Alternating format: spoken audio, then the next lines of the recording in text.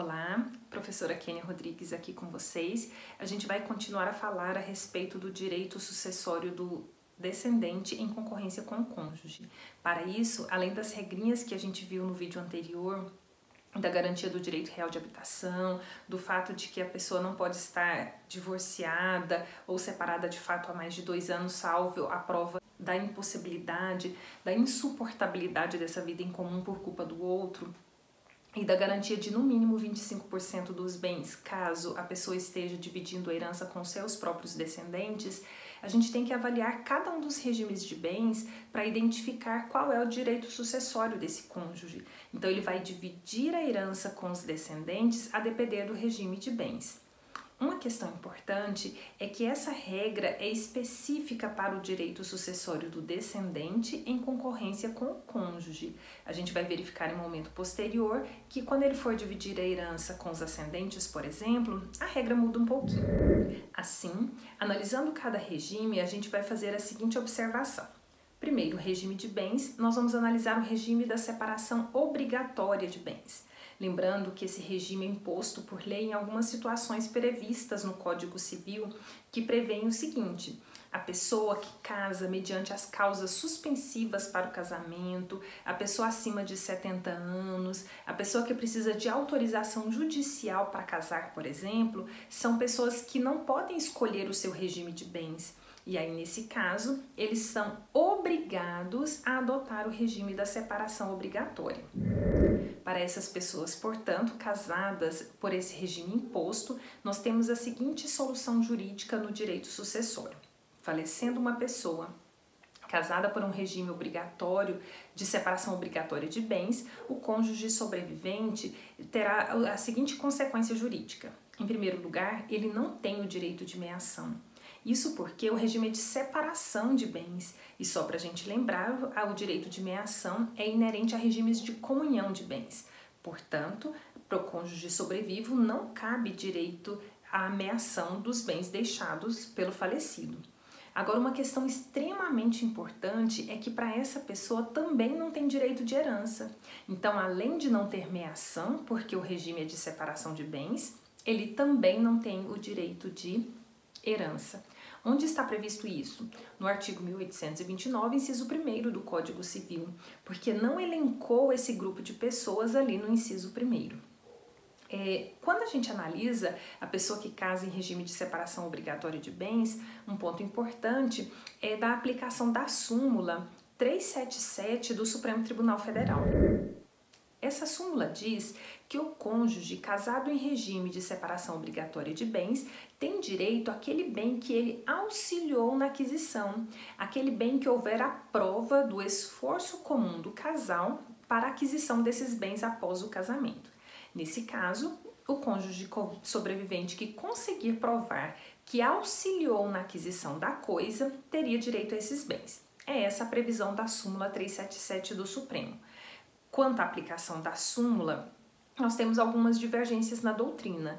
Tem autores que dizem que não se aplica essa súmula porque ela foi editada antes do Código Civil de 2002 e que o legislador teve a oportunidade de mudar esse raciocínio e não quis. Portanto, se o legislador manteve a regra anterior de que o cônjuge não herda, ele não tem direitos sobre os bens adquiridos após o casamento, porque o regime é de separação obrigatória, se o legislador não quis mudar mesmo após a súmula, foi uma opção do legislador, portanto não se aplica.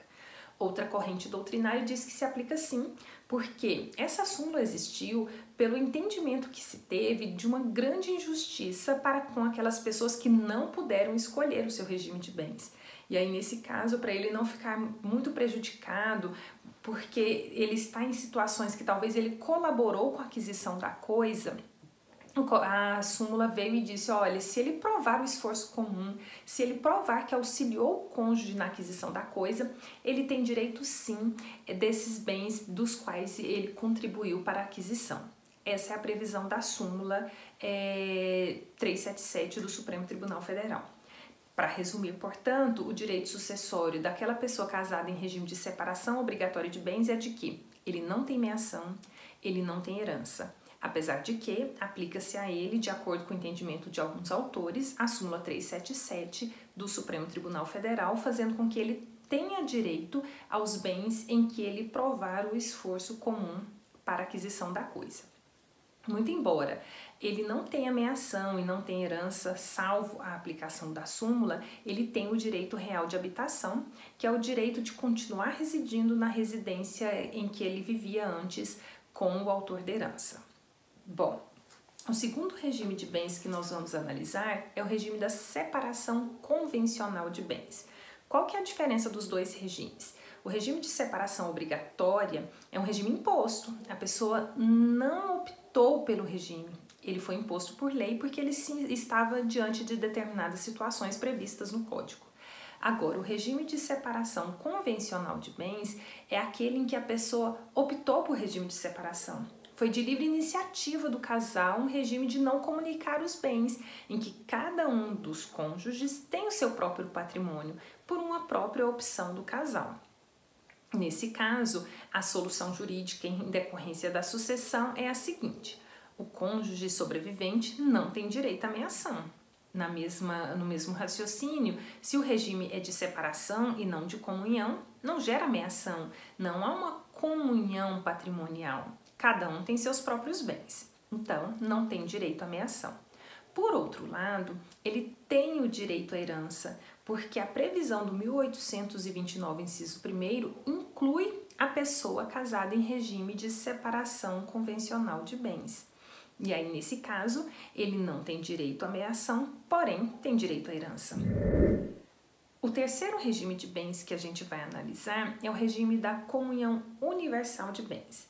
No regime da comunhão universal de bens, todos os bens adquiridos depois do casamento, todos os bens que a pessoa tinha antes de casar, tudo forma um patrimônio único. Então, há uma comunhão universal dos bens de cada um dos cônjuges, logicamente respeitando as exceções legais previstas no Código Civil.